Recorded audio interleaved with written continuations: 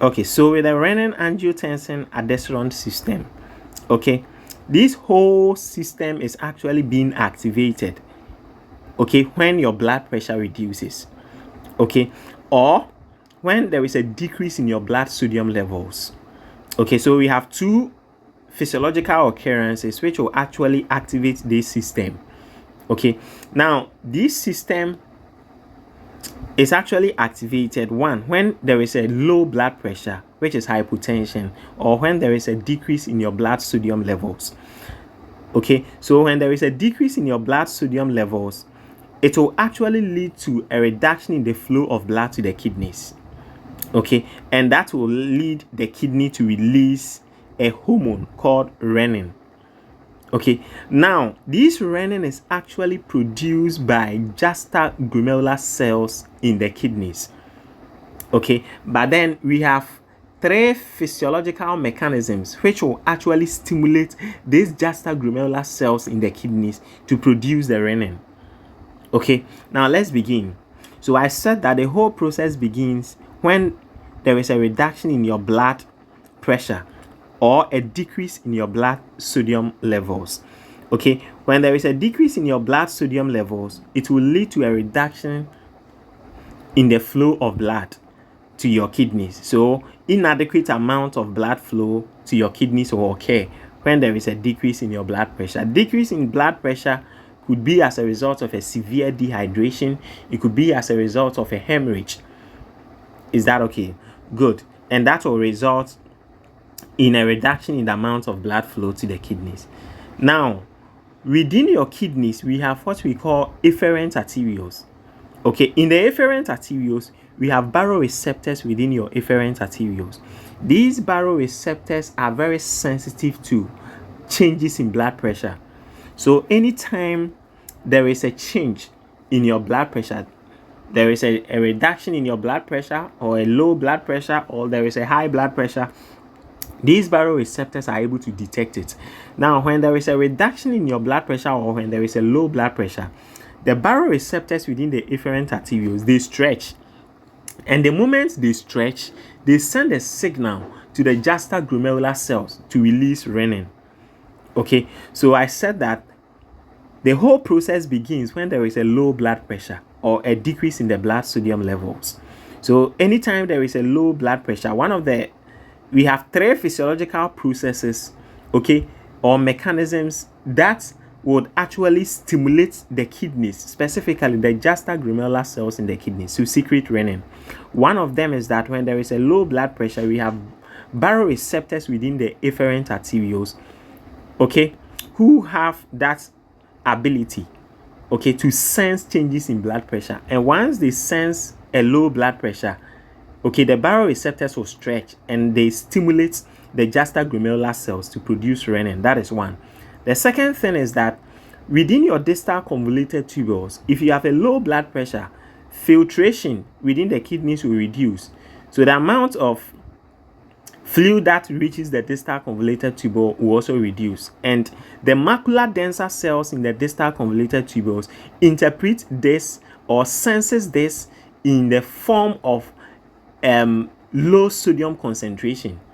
Okay, so the macular denser cells within the distal convoluted tubule senses this in the form of a low sodium concentration, and that also sends signal to the juxtaglomerular cells to release renin. Okay, the third mechanism that will stimulate the juxtaglomerular cells is the sympathetic nervous system. Okay, so anytime your blood pressure reduces, the sympathetic nervous system is directly stimulated. When you have a low blood pressure, your sympathetic nervous system is stimulated. And once your sympathetic nervous system is stimulated, it directly, stimulates the juxtaglomerular cells to what? To release renin. Okay, so the low blood pressure and the decrease in the blood sodium level, is that okay, will lead to, activation of these three mechanisms, which will cause the juxtaglomerular cells in the kidneys to release renin. Okay, now after renin has been released, already in the blood we have angiotensinogen. Angiotensinogen is actually a protein that is being produced by the liver.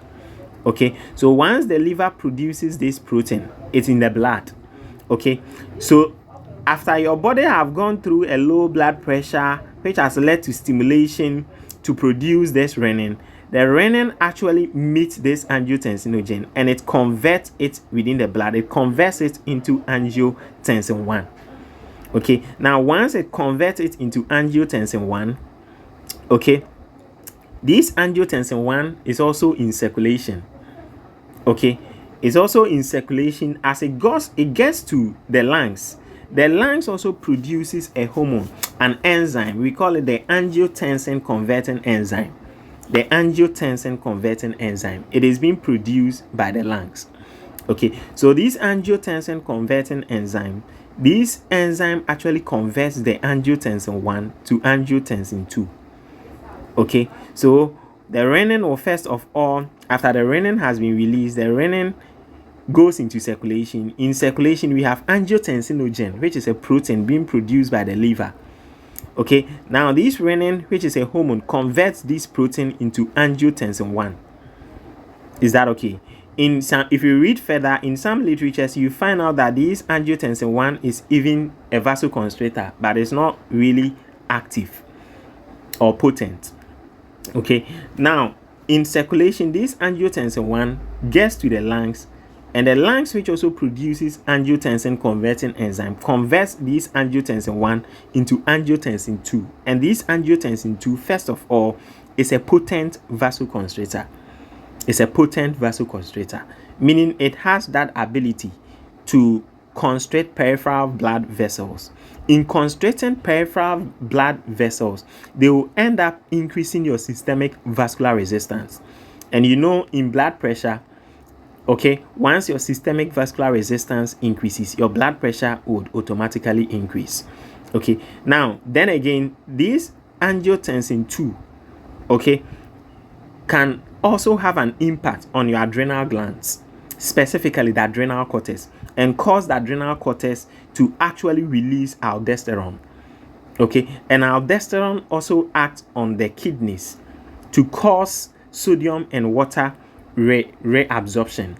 Okay, so aldosterone will act on the kidneys to cause sodium and water reabsorption. And you know that in effect, anywhere sodium goes, water follows. So aldosterone will act on the kidneys to cause sodium and water reabsorption. One thing that you should know is that once your body is reabsorbing sodium, it will be excreting potassium. Is that okay? It will be excreting potassium. Now, in effect, this angiotensin 2, okay, which is a potent vasoconstrictor and which is a stimulator on the adrenal glands, okay, in effect will lead to increased sodium and fluid retention, and then vasoconstriction, and that in the end would increase your blood pressure.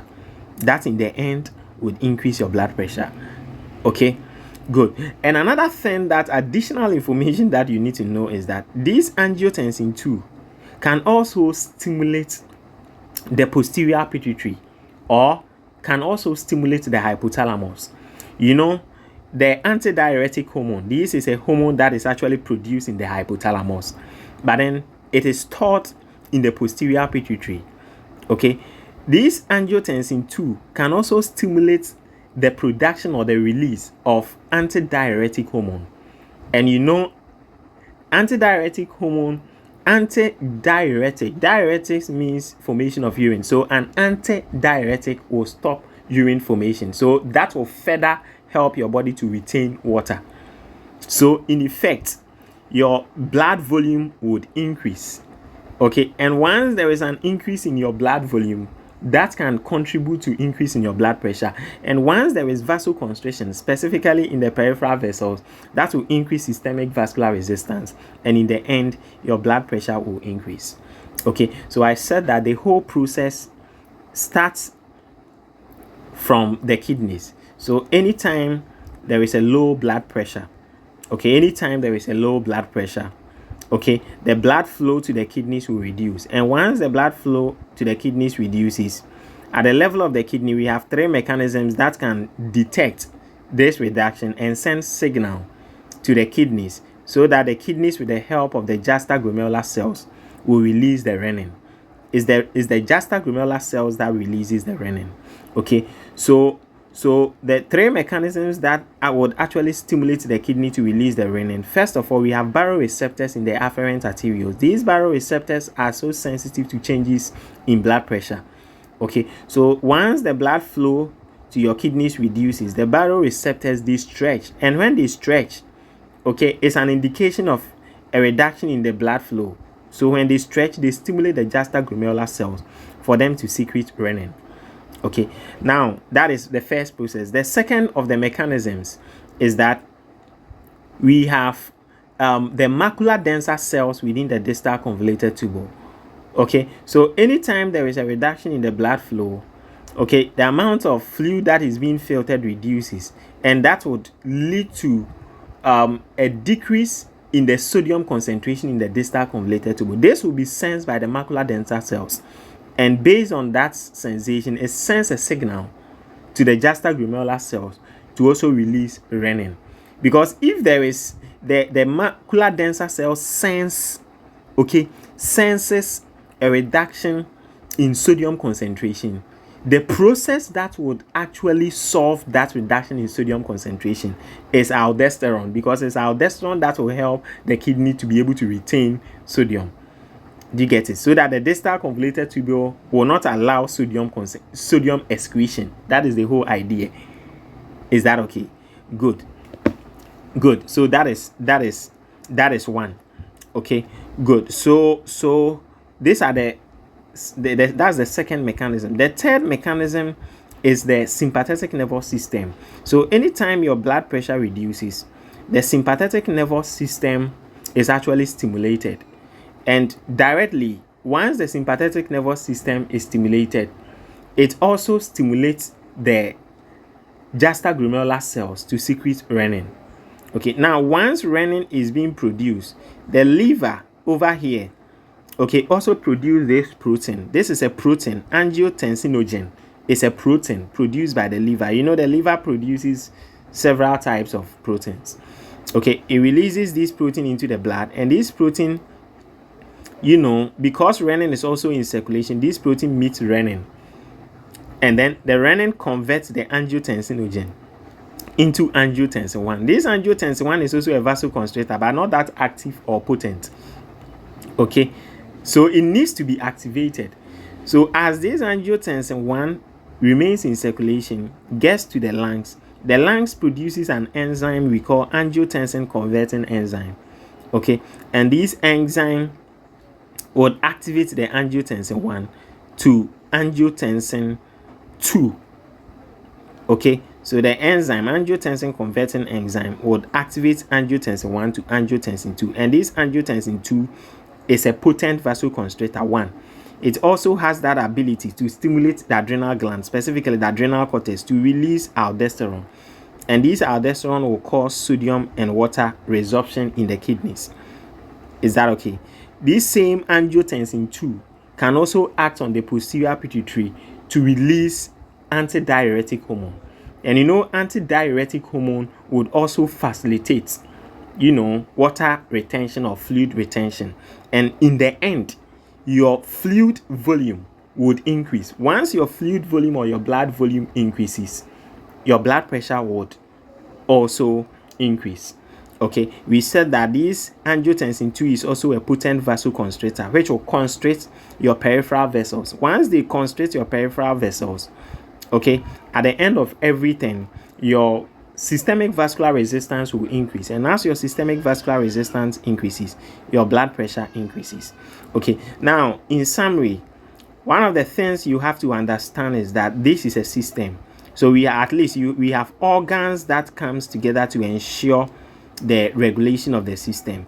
Okay, so the organs that functions in the renin-angiotensin-aldosterone system, we have the kidney, we have the liver, we have the lungs producing the angiotensin converting enzyme. Okay, we have the adrenal gland. Okay, we have the hypothalamus, the posterior pituitary. Okay, so these are the various organs. We have the blood vessels.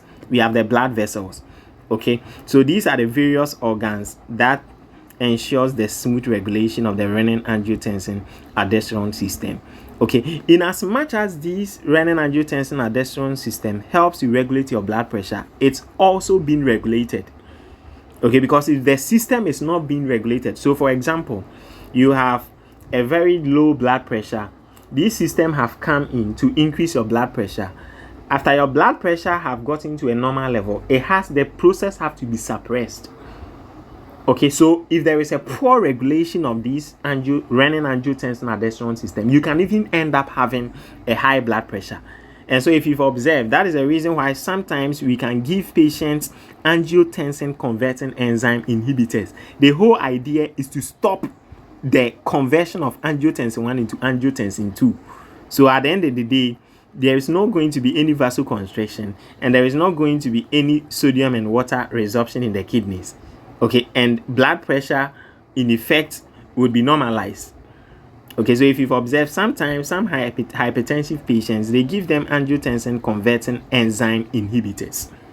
Okay, so in as much as the system helps to increase your blood pressure, it has to be controlled. So for example, in a situation where you have an increased blood pressure, okay, the increase in the blood pressure would actually lead to an increase in blood flow to the kidneys, and the baroreceptors, they are going to be downstretched. Once they are downstretched, they wouldn't stimulate the juxtaglomerular cells.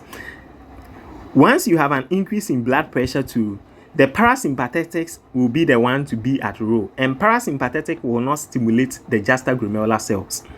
Then again, once you have an increase in blood pressure and blood flow has increased, fluid being filtered through at the filtration level would also increase.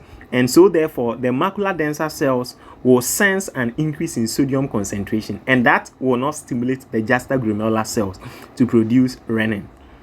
Okay, so if renin is not being released, that means that angiotensinogen will also not be converted. Okay, so if angiotensinogen is also not being converted to angiotensin 1, then this whole process down here will be halted, and therefore there wouldn't be any further increase in your blood pressure. So you see, it's like it's a whole regulation on its own. Is that okay? It's a whole regulation on its own. In summary, renin-angiotensin-aldosterone system is a hormonal system that helps to regulate blood pressure. Is that okay? And also to regulate your fluid and electrolyte and vascular tone in your body. Thank you.